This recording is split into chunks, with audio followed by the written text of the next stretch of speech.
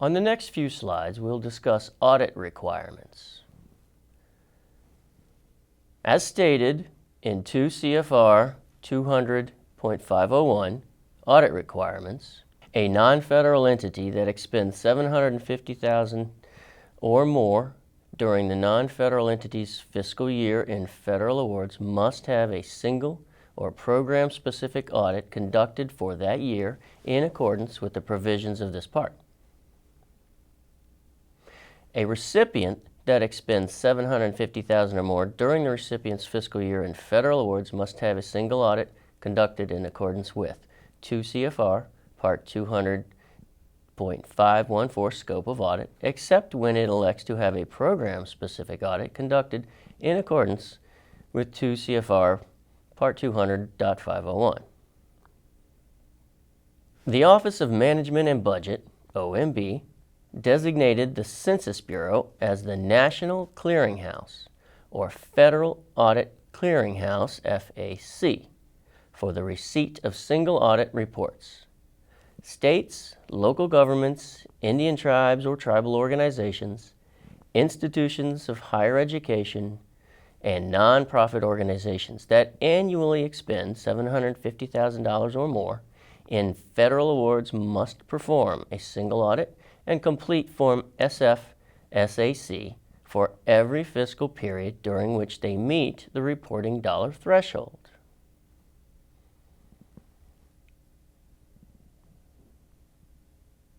If your agency is required to submit a single audit report package and Form SF-SAC, the data collection form, then you must use the Internet Data Entry System, IDES, located on the Federal Audit Clearinghouse website.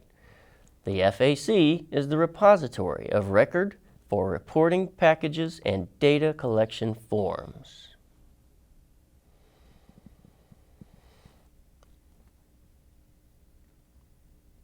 Log into the website listed above in order to submit your single audit reporting packages.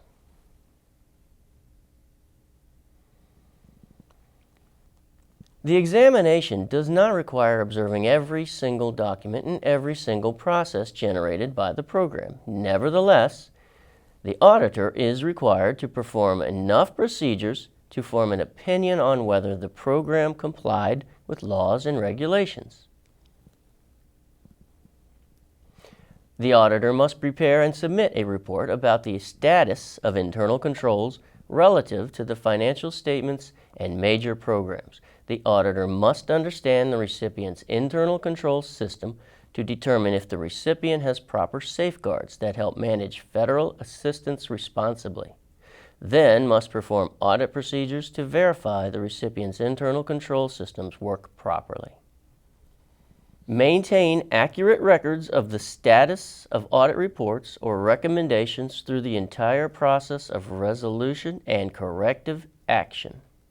Required to review and analyze the auditor's report and implement prompt resolution and corrective actions on audit recommendations.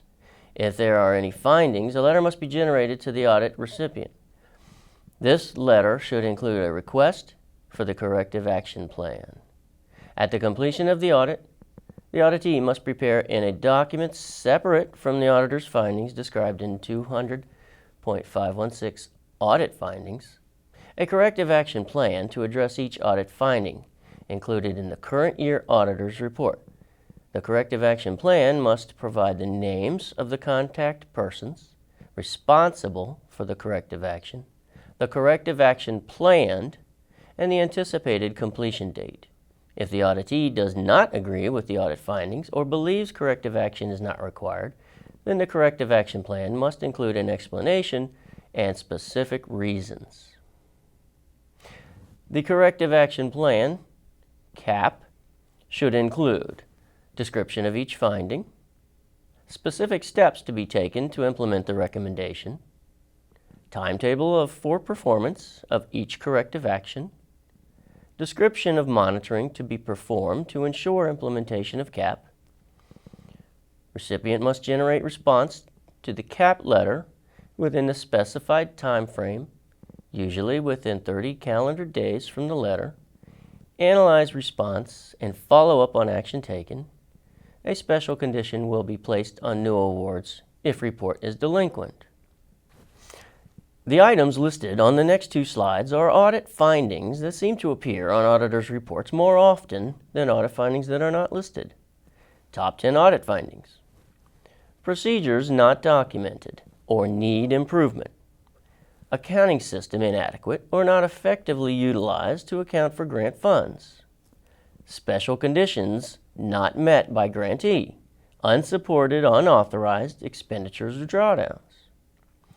Financial and program reports not submitted timely or not accurately prepared. Excess cash on hand identified. Suspension and debarment, verification not performed or not properly documented. Subrecipient monitoring not being conducted.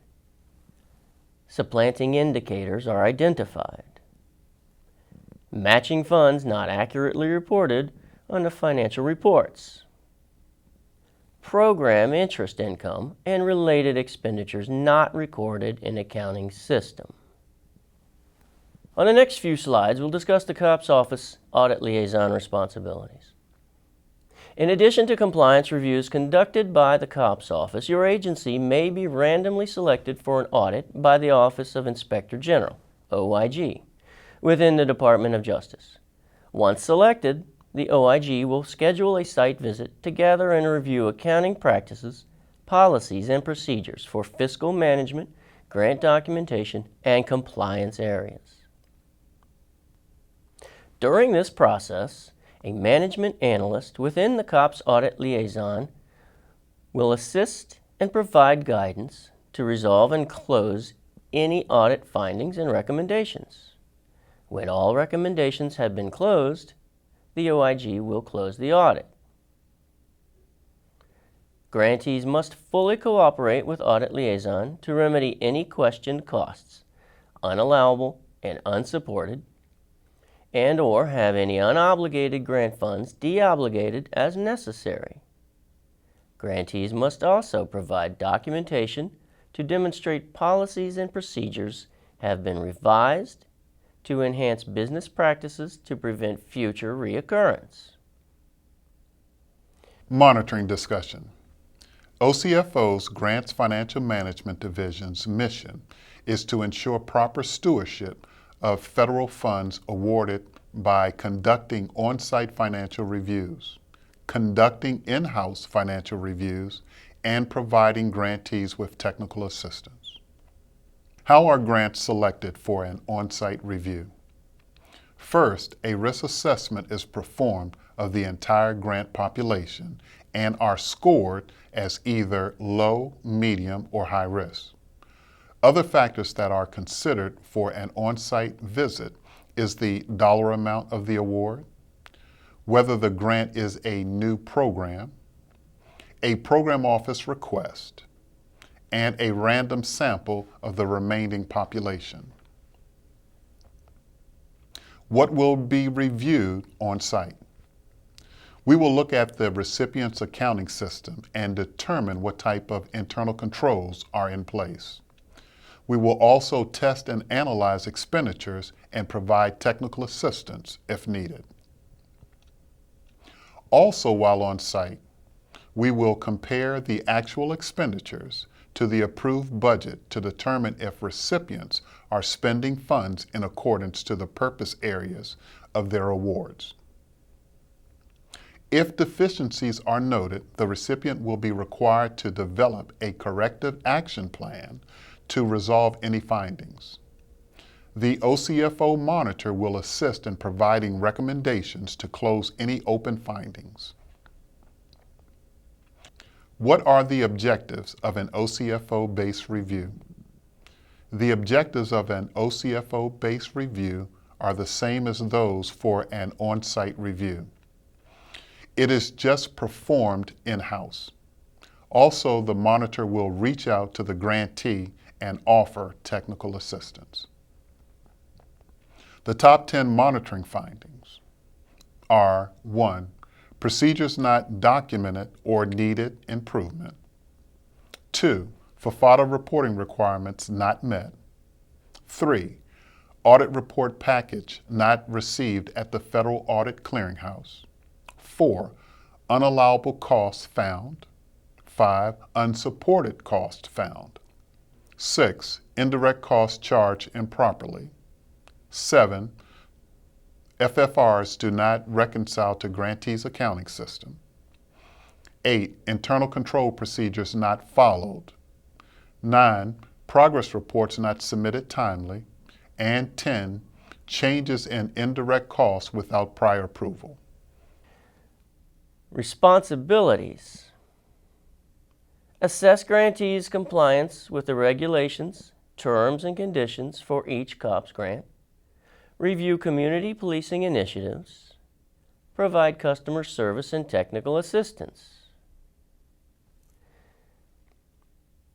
3 primary types of monitoring activities. On-site review, site visit. Enhanced office-based grant review, remote. An alleged non-compliance review is our anchor desk. Site visits and EOBGR reviews are designed as proactive measures to assist grantees with ensuring grant compliance. If a grant is found to be out of compliance, then we will work with the grantee to bring their grants back into compliance and/or provide technical assistance and support. Your agency may also undergo alleged noncompliance review, anchor. ANCR reviews are normally referrals from internal or external sources of suspected noncompliance that require further investigation to make a determination. All 3 types of reviews are conducted with the mission of ensuring good stewardship and, as importantly, providing you with the tools and information you need to successfully manage your grants. Our job is to help bring you back into compliance should you be found in violation of the conditions, requirements, and terms of your grants. You may recognize this next reporting requirement from one of your award terms and conditions. It is for the Federal Funding, Accountability, and Transparency Act, also called FFATA, which is a federally required report that was created to increase transparency for subawards and executive compensation data with the end result of reducing wasteful spending in the federal government. The FFATA Subaward Reporting System, FSRS, is the tool used by the direct award recipient to capture the necessary data. So, if the direct or prime recipient issues a subaward of $25,000 or more, they will capture that subaward information in the FFATA report. Additionally, the prime recipient will report on executive compensation for their organization and the first-tier subawards if the organization received 80% or more of its annual gross revenues in federal award funds and that revenue totals $25 million or more, and the public does not already have access to this information through specific periodic reporting. As the prime recipient of a federal award greater than $25,000, if and when you issue a subaward of $25,000 or more, you will be required to report in FSRS on each subaward that meets this threshold. These reports on your subawards are due the month after the subaward is made. So for example, let's say you receive your award on October 1st, 2016. You then issue a subaward to a local service provider to carry out a portion of your project in the amount of $25,000 on October 15th, 2016. You have until November 30th, 2016 to submit the report for that subaward in FSRS. Here is the website information for the FFATA Subaward Reporting System at fsrs.gov. We'll take some time to go through the website with you so you're familiar with the reporting when you access it for the first time. First, let's take a look at the main page for FSRS.gov. In the middle of the screen, you'll see a link for awardees. You want to click on this link to access the login information. One other item to note on this page is the tab for the FAQs. This is a very helpful page and answers a multitude of questions for you. I recommend that you take a moment to look through the frequently asked questions when you have a moment. The login page has two parts. You can either log in as a returning awardee and use your previously created account information, or you can click Register to sign in as a new awardee. We will proceed with the assumption that you have not registered before. The first step of the registration requires you to enter the DUNS number for your organization and click Next.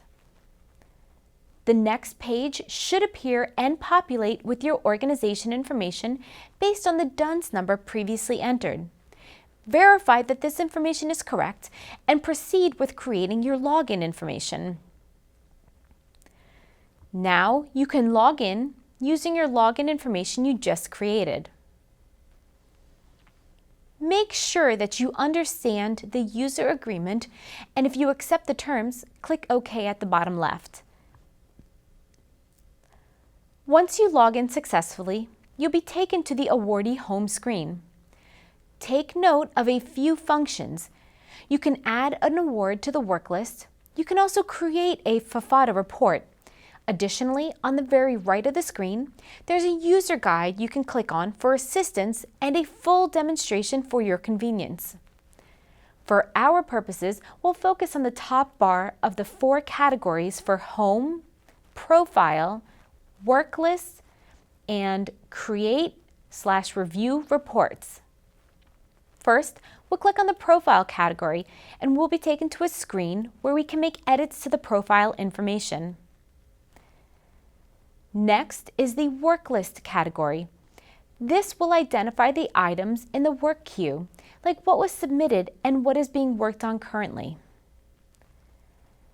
Take note of the tabs and the red arrow that is pointing to the tab for grant awards not added.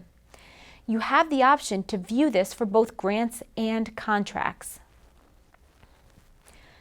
Next, we will view the last category, which is Create/Review Reports. Here you will have the option to create a new report, which is indicated with the red arrow.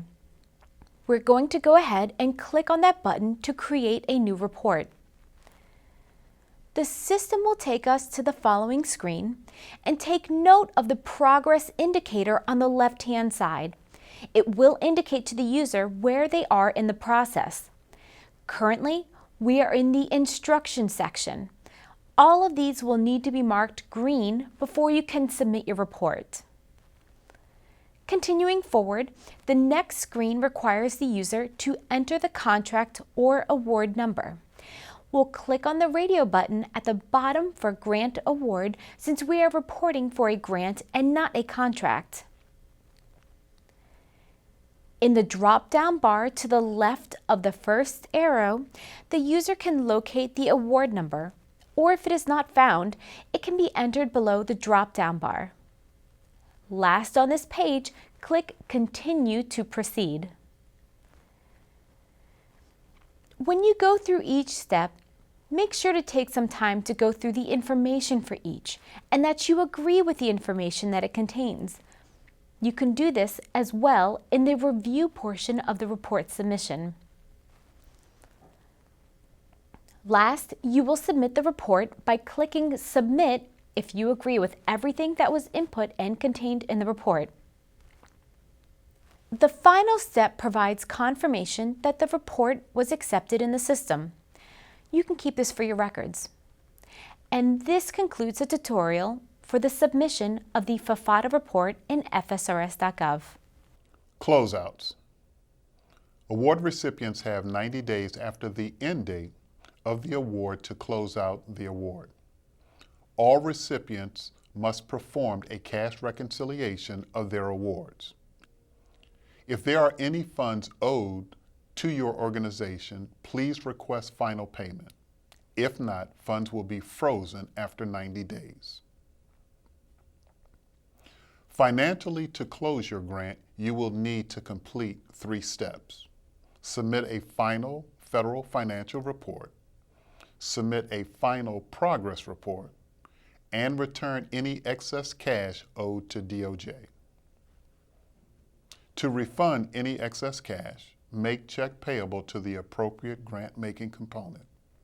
Include a cover letter listing the grant number or numbers and a revised FFR to support the amount of the refund.